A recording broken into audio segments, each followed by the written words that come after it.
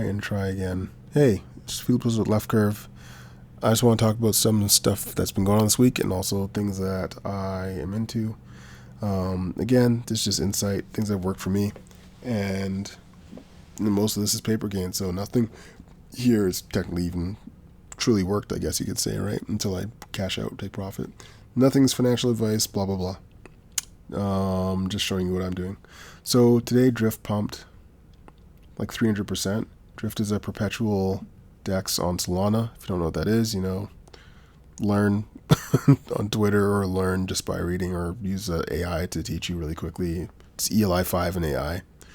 That's kind of what I do sometimes and don't always get it right. But yeah, you can trade perpetual, spot, swap.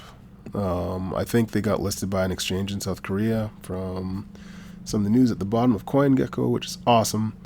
And also Twitter, I saw a few posts about that. So I think this exchange had to buy a bunch of Drift because they didn't have any tokens, and then the price shot up by 300% almost. So yeah, pretty crazy stuff. So I like Aperture. I don't think I really have. I had some of the token, but I just got on an airdrop and then it went down in price and it was like $20, so I just got rid of it.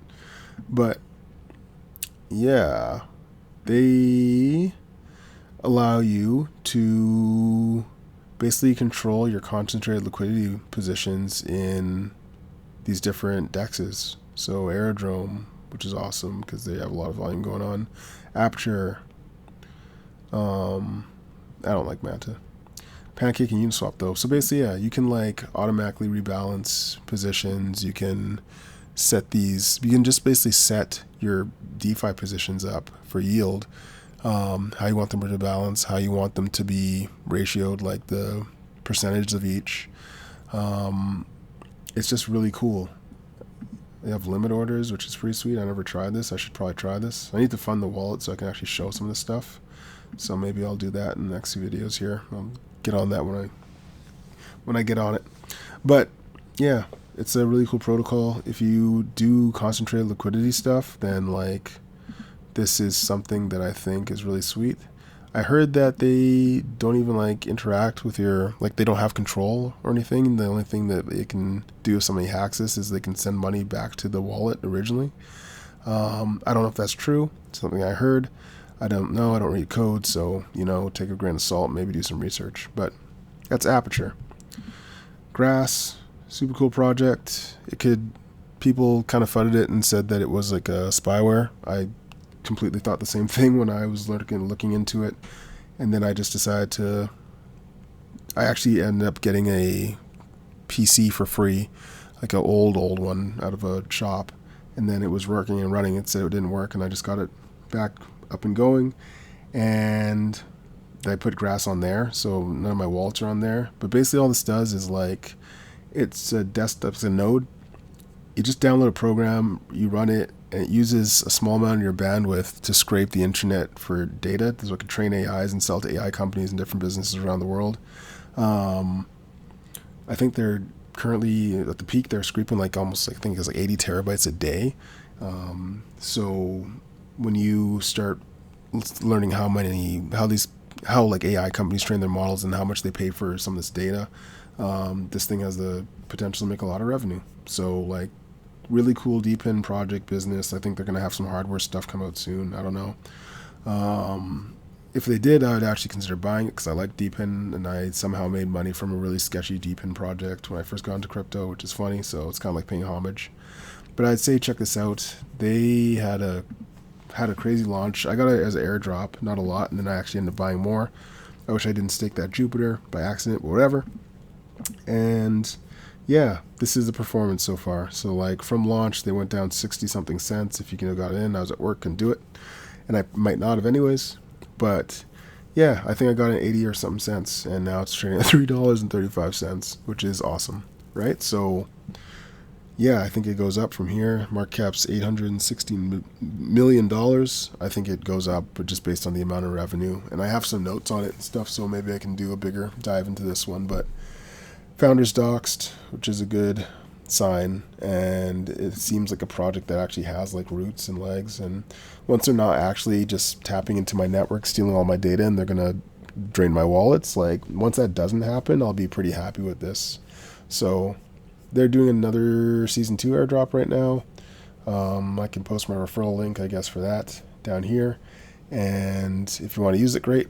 But yeah, it seems legit to me. You know, it's you're the one that pulls the trigger. Same with me. So use it or don't. Gamma swap, cool. TVL's up to 7.1 million. So Gamma swap's on Arbitrum and EVM blockchains. So yeah, it's a dApp that basically allows you to do, I think, something called impermanent gain or trade perpetual options. This is really advanced stuff. I don't get it at all. I'm not the person to explain it. There are people that know better math and can explain it better than me. I just know that this is something new that we don't have. It doesn't use oracles, and it somehow ties into like Uniswap and DEXs and allows you to provide liquidity and have impermanent gain, I think.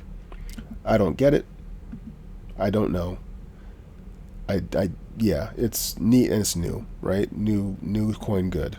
So essentially, Gamma Swap allows you to stake 25% APR. You're earning escrowed Gamma Swap and locks in 30 days, multiplier points, all that shit. I don't really get that either, but it does something, and I think you can make more with it. So I got an airdrop for this. The airdrop was actually like over the course of like 8 weeks, or 8 epochs. I'm not sure what the epochs were divided into, but like basically I got an airdrop and I was like, it was nothing. I was like, oh, whatever. And then there was 8 more, and then Gamma Swap also has gone up. It hasn't broken out like some of the stuff on Solana, but yeah, like it's also a very nice chart, right? So it was a cent, and now it's also only got $7.6 million market cap. So like, you know, 1700th place. So if it does do well, then that'd be awesome. If it doesn't, like, whatever. Right? But it's pretty cool. Yeah, I'd say just go on there and mess around with it and see. Like it liquidates you based on time, and I truly don't even know how that works because I got liquidated, but my time kept changing. It wasn't like consistent. It wasn't just counting down. It was like moving around. So I don't really truly get it, but I want to mess around with it a little bit more and actually kind of figure it out, especially now that I've bought some and I'm actually staking and just kind of going to be holding this for a bit. Based on kind of how it does, I'm trying not to trade. I'm trying to just find cool projects and just like let them ride, right? So Linea, why do I have this up? Linea's pretty hated. It's basically a ETH2 backed by, I think it's from the company Consensus. They have like a $700-something million raise or something. They have a lot of money, but like it's tied in with MetaMask. It's tied in with it's just EVM layer 2. Or sorry, not EVM. It's ZK layer 2, and there's an airdrop probably going to come for this. Like I'm 99% sure, based on LXPL, which I have a little chunk of. Or sorry, LXP, and there's some other shit called LXPL. I don't really know. If you want to learn about that stuff, watch Crypto Cove or go on CC2 or whatever airdrop person can explain it to you well. And yeah, I have a bit of this. I've been doing some of the stuff, but basically it's just people feel like they're getting farmed. And I think they are talking about doing their airdrop either the end of this year, sometime Q3 or Q4 next year, some shit. I'm not sure. But it just feels like sometimes when you're on these things, like you're just getting farmed forever just so they can get the stats.